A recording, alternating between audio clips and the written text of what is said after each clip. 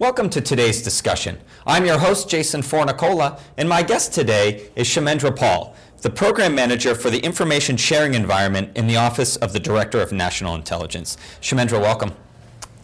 Glad to be here, Jason. Tell me what your biggest takeaways were from today's panel discussion. It was great to hear the energy and the progress around software-defined networking and virtualization in general.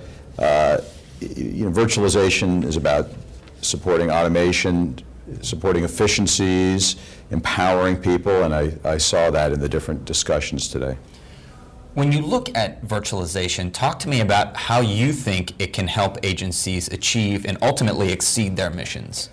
In my remarks this morning, I highlighted a focus of ours on scaling trust, and I highlighted the role of virtualization around policy frameworks and trust.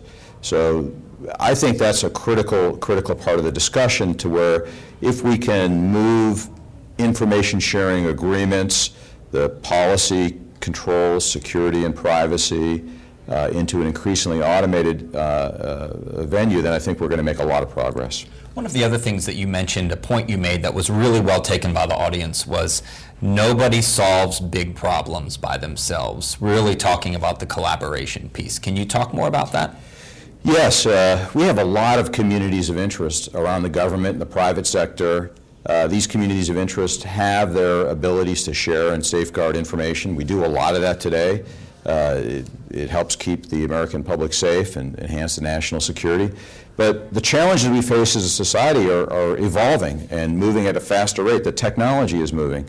And to address those challenges, whether it's terrorism, homeland security, public safety, folks have to collaborate across boundaries. Nobody solves a problem of significance by themselves. I don't care how big the agency is. Folks got to work together. And frankly, it's a dynamic thing too, so that's why it's important to introduce ideas like virtualization so that we can build leverage and reuse information sharing agreements and policy frameworks to address new threats, mission agility.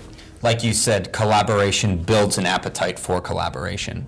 That's been our experience. When folks see successes in breaking down barriers, they get hungry and want more, and it goes faster and faster. Where have you seen the most progress so far? We work in the domestic nexus of national security and public safety as a prime focus area, trying to knit together the nation's homeland security architecture.